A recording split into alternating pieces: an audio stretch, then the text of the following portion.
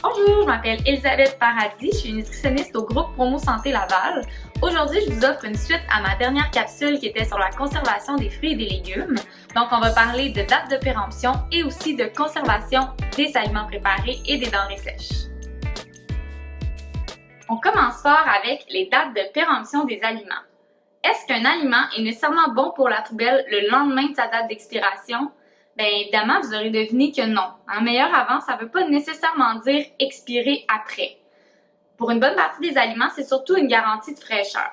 Maintenant, quand est-ce que c'est sécuritaire de dépasser la date? Quand est-ce que ça ne l'est pas? Bien, on va séparer les aliments en 3 grandes catégories. La première catégorie, c'est les aliments périssables à plus haut risque. Eux, ils doivent être consommés avant la date meilleure avant.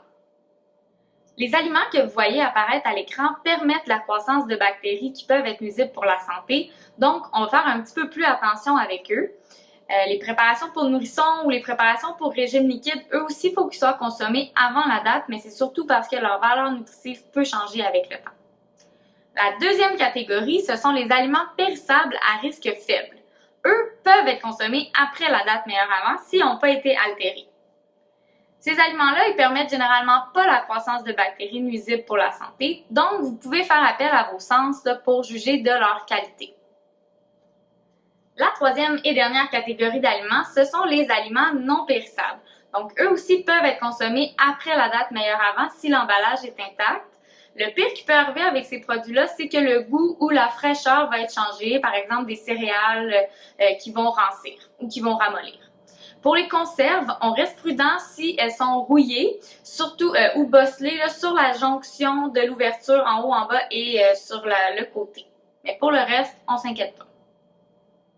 Il faut aussi savoir que pour tous les aliments, la date est valide seulement si le produit n'a pas été ouvert puis si les conditions de conservation ont été suivies. Donc, ça doit être gardé au frigo, ça a été gardé au frigo en tout temps. Aussi, on ne devrait pas se fier à l'allure de l'aliment pour savoir s'il est encore bon.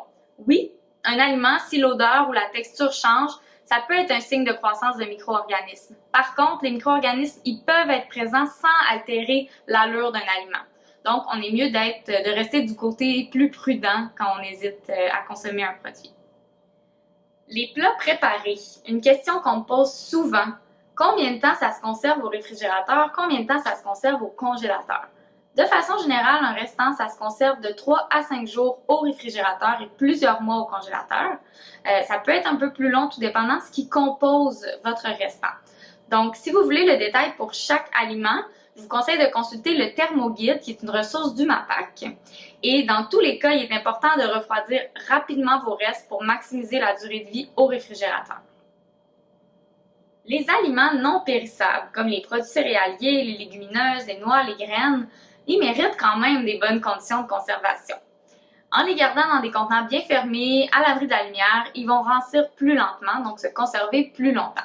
C'est encore plus vrai pour les produits de blé entier, comme la farine ou même les noix, les graines, qui ont un grand avantage à être conservés au froid, soit au réfrigérateur ou même encore mieux au congélateur. Ça va nous permettre de pouvoir acheter parfois des plus gros contenants, des plus gros formats, puis de les conserver plus longtemps finalement avant que ça rancisse.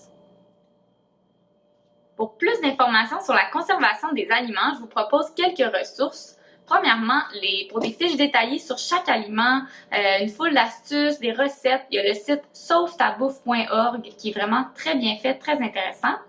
Ensuite, comme mentionné plus tôt, le site gouvernemental du MAPAC va vous donner l'heure juste sur les pratiques de conservation qui sont sécuritaires. Et finalement, j'ai un petit coup de cœur pour ce livre publié récemment, Mieux conserver ses aliments pour moins gaspiller, et le site internet de son auteur Anne-Marie Desbiens, donc la foodie scientifique. En terminant, je vous invite à aimer la page Facebook du groupe Promo Santé Laval pour avoir accès à toutes sortes de contenus qui est partagé chaque semaine et aussi à partager la capsule en grand nombre. Je vous rappelle également que des consultations virtuelles et en personne sont possibles à la clinique Promo Santé. Pour plus d'informations, visitez le gpslaval.com et suivez-nous sur Facebook ou YouTube.